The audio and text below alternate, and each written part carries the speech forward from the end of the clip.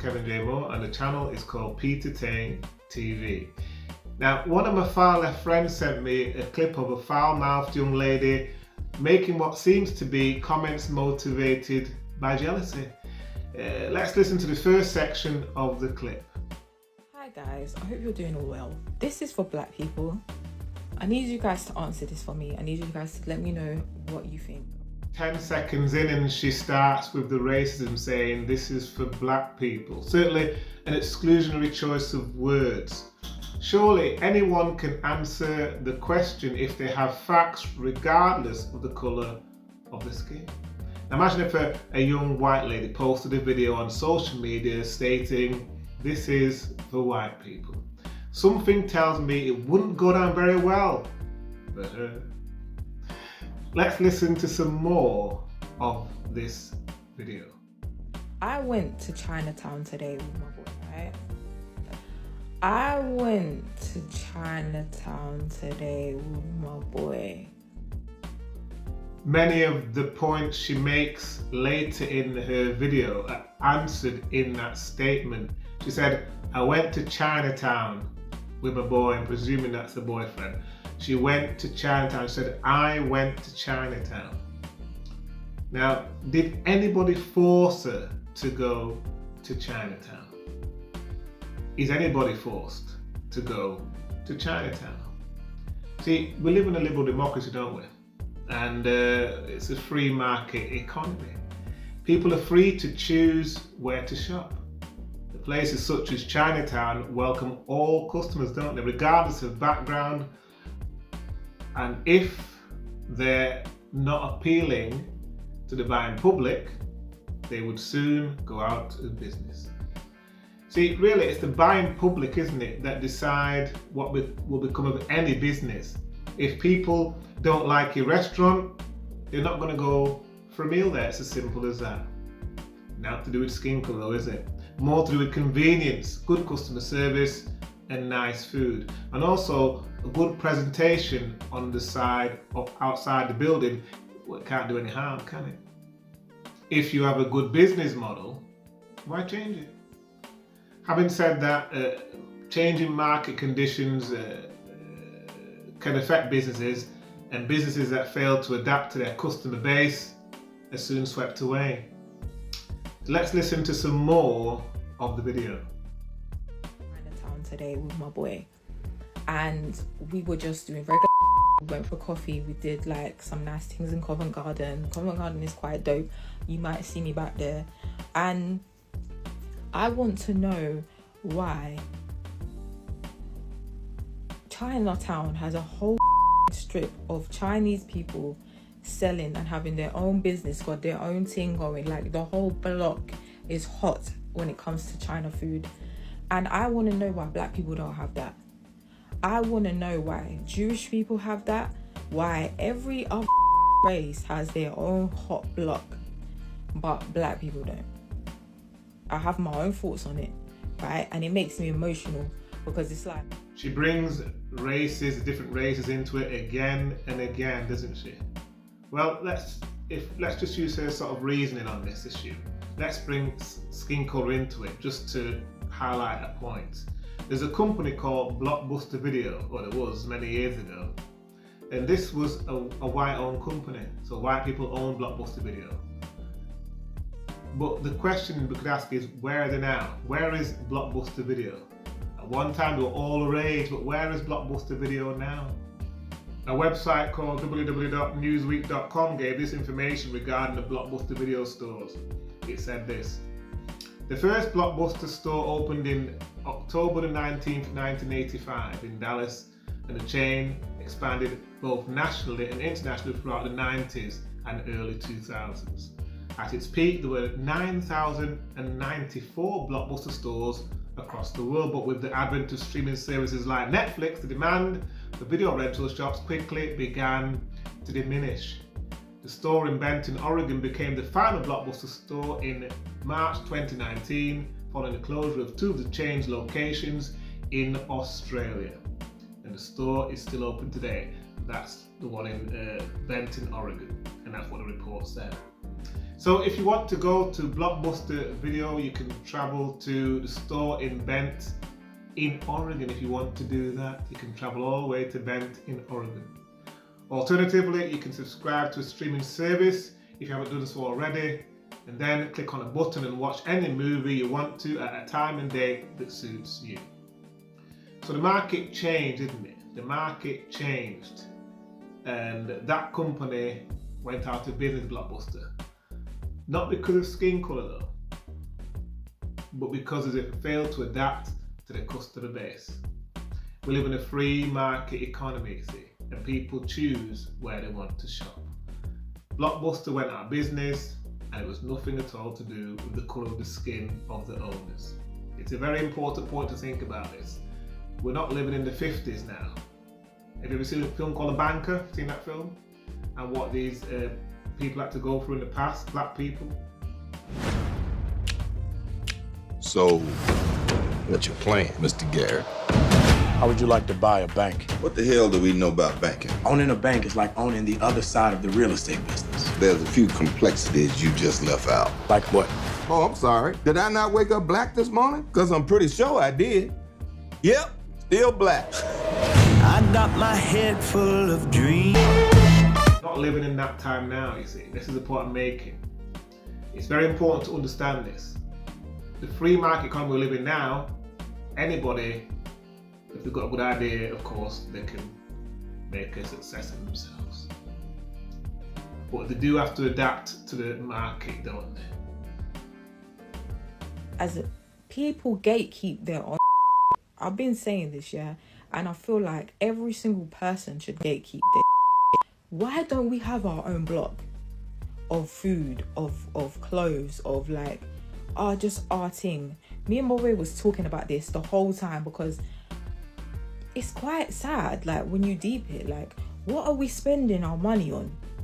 We should be getting together and having our own, a whole strip full of black people.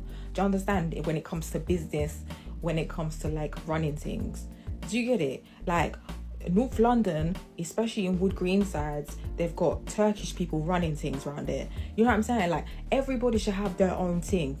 What is wrong with us? She asked the question and she said, why has every race got their own hot block, but black people don't, she said. Why don't we have our own block? It's quite sad when you deep it. That's what she said. It's quite sad when you deep it. Why have every race got their own hot block, but not black people don't? Well, it's a complex question, isn't it? But these days, again, you can't really use racism as the excuse. As I say, anybody can set up a business, can't they? The local authority is not going to stop you setting a business because of the colour of your skin. They're not going to stop you, are they? A lot of black people got together and put money together, and they pool the resources. They wouldn't even necessarily have to go to a bank. Or even if they have to go to a bank, they could have a large sum put together first and then go to the bank and say, we put this much money together, but we need a loan for this much. They could set up some sort of foundation, couldn't they? While being black owned, they'd have to discard the kind of exclusionary rhetoric the young lady uses in the video. From my personal observations, though, black people in the UK are not united. They're more divided. They choose to be divided, don't they? And that's the issue.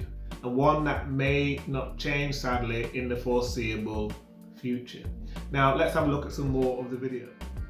I don't like the whole crab in a barrel bucket, whatever the saying is, but at some point, yeah, like, when are we all gonna just, this whole black empowerment thing, sometimes I feel like because we're not really moving how we're supposed to be moving, and it really irritates me.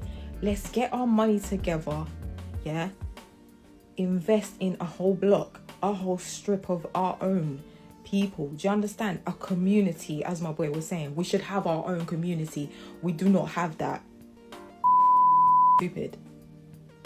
Like, and I'm just saying this, yeah, like I can't explain it, but what do you guys think? Like, honestly, am I the only one that's realizing this?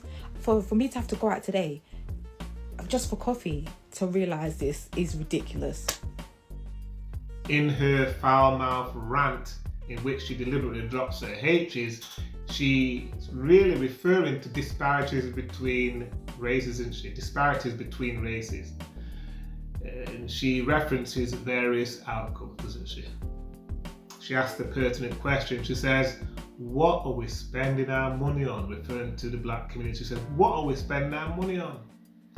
Well, let's have a look at a short video where a man gives a possible answer to that question and see what he says. We are the only people on the planet that blame the white man for 95% of our problems, but still spend 97% of our money with them. Mm-hmm. We, the black people, we are the leaders in unnecessary spending. You know what unnecessary spending is? It's buying stuff you don't need with people with money that you don't have, from people that you don't even like, to impress people that you don't even know. As previously noted by me, regardless of skin colour, people are free to go about their lawful business in the UK with no hindrance. So a black person or persons who want to open a business are free to do so. So just a little example for you. Let's just say a black person or group of people wanted to open a business. Let's just say they wanted to open a centre, and they wanted to open what they call the BE Centre, something like that. BE standing for Black Excellence. So the Black Excellence Centre, they wanted to open that somewhere in London or something like that. Just say they wanted to open the Black Excellence Centre, BE Centre, just an example. Just an example. And it cost, they needed about £2 million to start off with. They look around for a derelict warehouse or something like that they can renovate. To raise the money, this project, it might seem to raise the money for this project in the modern age, it might seem like, no, it's going to be difficult. But in the modern age, it's the opposite, isn't it? It wouldn't necessarily be difficult to raise the money for the project. And young artists could make a charity single to raise money for it. Rich black celebrities could donate to the cause. Of course, anybody could donate to the cause, should they wish to do so. You could do a GoFundMe page as well. Put all the cash from those transactions into a company or some sort of administration system where the funds could be used and allocated in the right way to build up the business. Now, I'm not going to go into all the information about this because it'll be too much information to give you at this point in time, but I'm just making a point really that if a person or persons wants to open a business, they can do so. And it doesn't have to be, because the context of this conversation is black people and the video I'm looking at with this young lady, but anybody can open a business if they want to do that. But obviously it does take effort, and a lot of people don't want to put the effort in to do this. In fact, the only person that's stopping you really think about it is the person you see when you look in the mirror. Let's listen to some more of the video. Like, can you imagine us in 2040, fam? What are we doing? See, her question really, I class it as a surface question. It's a surface question really. It's only touching on the outcome really. That's what a question is. That's why I call it a surface question. Just as an example of a surface question, it's like if you get a scratch card or something from a local newsagent or somewhere, and you one of these sort of lottery type scratch cards. If you look at it, it's got like a surface on it, hasn't it? And then it's got a little like a silvery thing, and you can't see anything behind that. But when you start scratching, you'll see the symbol that will say that you're going to win a lot of money. You think, oh, I've won £100,000, woo! But the point is, you can't see it until you scratch below the surface. It's the same with the question that she's asking. It's a surface question. You've got to scratch below the surface, haven't you, to find out the answer to the question that she's asking. Why have the Chinese got Chinatown? Why have they got Chinatown? Where did it come from? Did it magically appear? Was it easy for them to set up? A thriving business community. Were white people helping them in the early days, giving them money and support and encouragement, helping them and hoping that they'd be a success? Were white people helping them? You see, what you have to do is you have to look at the historical development of Chinatown, rather than just look at the outward appearance. Scratch below the surface by doing historical investigation on the development of the Chinatown business. You see, every culture has got different historical development and challenges, different ways of thinking. We're not all the same, we're different. That's why there's different outcomes in the human sphere. There'll always be different outcomes because people are different. There's different backgrounds. Even work ethics are different. Thinking is different. People are different. That's why there's always going to be different outcomes. Now, when the Chinese people emigrated to America and they settled in San Francisco, they received appalling treatment.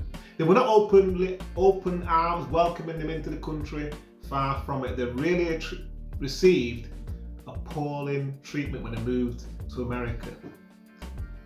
One modern day report regarding this issue, the issues that they faced in Chinatown, it was in late 1800s to the 1900s. This is what a modern day report said regarding Chinatown. And it was from the Independent News. Talk about San Francisco, the area where they lived in San Francisco. This is what it said about the area where the Chinese people lived in San Francisco. It said this: the area was despised by the rest of the city. Although the stories of underground tunnels, brothels, and opium dens were mostly fabricated, they gave Chinatown an aura of notoriety which marked it out as different and debased. Public health investigations found or invented faults fueled by racist invective. Chinatown was declared a cancer in the heart of the city, crowded with the filth of an infamous race. In 1882, the widely supported Chinese Exclusion Act became the first law to exclude a group from the United States on the basis of race or religion, a testament to the levels of antipathy harbored towards the Chinese and Chinatown. In 1906, when the earthquake struck in San Francisco, the inhabitants of Chinatown were not even included in the death toll. So that's how they were viewed at the time. Do you think they had a nice time? Did they have support from the local people? Does it say that they were given money and grants and help? You see what they had to go through, those Chinese people at the time. They really had a difficult struggle, didn't they? But it's what they did. What did they do? What happened? Well, that earthquake in 1906, I think it lasted, if I remember correctly from the research, it lasted less than a minute. But it devastated the area and they had a lot of struggles, but they eventually started building. Let me just read another report from I looked up online, another report, and this is what it said there. Well, the website said this. It said, in the face of a hostile public and in response to hard times and legal exclusion, what I mentioned earlier, Chinese immigrants began to build self-reliant communities that became known to the Chinese and non-Chinese residents alike as Chinatowns. With the completion of the railroads and the end of the gold rush, Chinese immigrants moved in increasing numbers to urban areas. There, they began to congregate in Chinese-only neighborhoods that functioned as separate, nearly independent cities within the city. The Chinatown served as a safe haven and second home for Chinese immigrants, a place to shop for familiar food, to worship in traditional temple, or to catch up on the news from the old country. It also was a good place to do business. The shops and factories in Chinatown were almost exclusively Chinese owned, and they would hire Chinese workers when many non-Chinese businesses would not.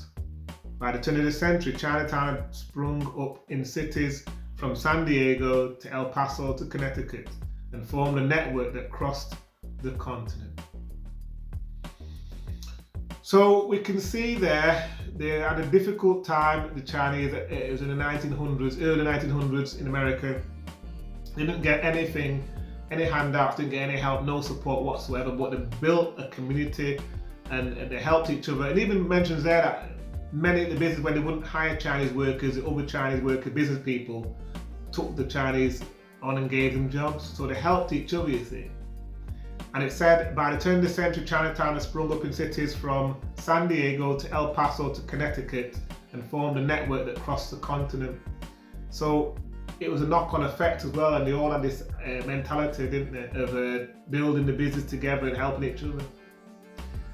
Eventually, Chinese community were able to build thriving Chinatowns and cities in different parts of the world, such as the UK. The business model expanded and is now a very successful business model. So of course, if you want to know more about Chinatown, you can go online and look up yourself, because there's lots of information out there if you're interested in finding out about the Chinatown and what they had to experience and how they got to where they are today. As I mentioned, we live in a free market economy. Let's have a look at the video again. We are the only people on the planet that blame the white man for 95% of our problems, but still spend 97% of our money with them. We, the black people, we are the leaders in unnecessary spending. You know what unnecessary spending is? It's buying stuff you don't need with people with money that you don't have, from people that you don't even like, to impress people that you don't even know. Certainly, what we choose to do with our money cannot be blamed on white people, can it? You can't blame it on anybody, really. You can't blame it on white people, or you can't blame it on anybody else. Whether you're black, brown, or whatever colour you are, you choose to shop where it's convenient for you, where there's good customer service, and that's what moves you to part with your money. There's no coercion, is there? If you want your hair products, you'll go to a certain shop because you want the convenience, and that's why you pay to that particular person. Whatever you want, you go to pay to that particular person. You make the choice.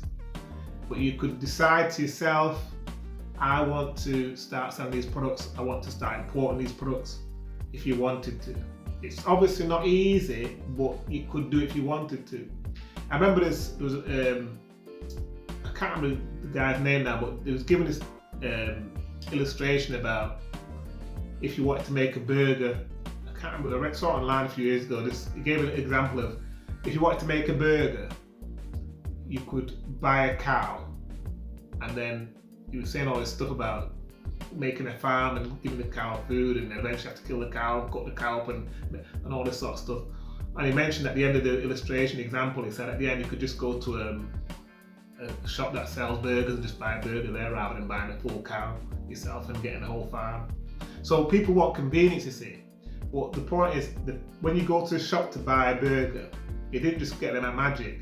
Somebody's behind the scenes getting animals or getting a farm and doing different things to eventually get to the point where you can conveniently buy a burger, or it could be a cake, or whatever it is in the shops. It's all behind the scenes. There's people doing things. It's never easy, really. It's always difficult, but eventually people that are willing to put the effort in end up making good money. So when it comes to black people, of course, it is possible for black people to unite for a particular purpose. It's rare, but it is possible.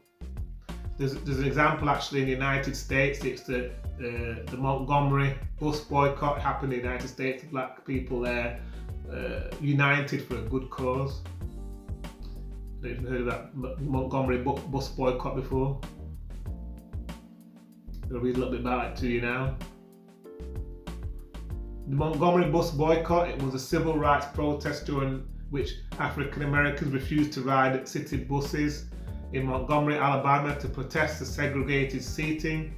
The boycott took place on December the 5th, 1955 to December the 20th, 1956, and it is regarded as the first large-scale US demonstration against segregation.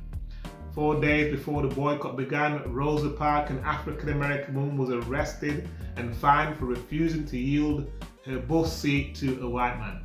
The US Supreme Court ultimately ordered Montgomery to integrate its bus system, and one of the leaders of the boycott, a young pastor named Martin Luther King Jr., emerged as a prominent leader of the African-American civil rights movement. What else did they do? Although African Americans represented 75% Montgomery's bus ridership, the city resisted complying with protesters' demands. To ensure the boycott could be sustained, black leaders organised carpools, and the city's African American taxi drivers charged only 10 cents, the same price as bus fare for African American riders. Many black residents chose simply to walk to work or other destinations. Black leaders organised regular mass meetings to keep African American residents mobilised around the boycott. So it says there, black leaders organised carpools, they did other things as well, so they worked together, didn't they, and eventually they achieved something. This is a great example of black people working together to achieve something of excellent results. They achieved civil rights through hard work and sacrifice, didn't they? And these days, if you're as a black person, you can achieve anything you want if you're willing to work hard for what you want and learn from other people who are successful. Two brothers that are YouTubers, they're called the Hodge twins. Conservatives twins, some people call them. Well, they made a great comment which I'm going to share with you now. Listen to their comment they made in their video. It doesn't matter where you start. It's all about your decisions and your ideas. In life. Doesn't matter what your skin color is. Yeah. The better your ideas, the harder you work, the better decisions you make. More ambition you got? The more ambition, the further you're going to go in life. Yeah. So, yes, the answer is black people, you can build a business. In fact, any people can build a business that welcomes all people. And it will succeed if you support each other and put aside jealousy of what others have and learn from those who are successful. Thank you for watching the video, and I look forward to sharing another video with you in the near future. And I appreciate your time you've taken to watch this video. Don't forget to like and subscribe. Thank you once again for watching and being in my audience.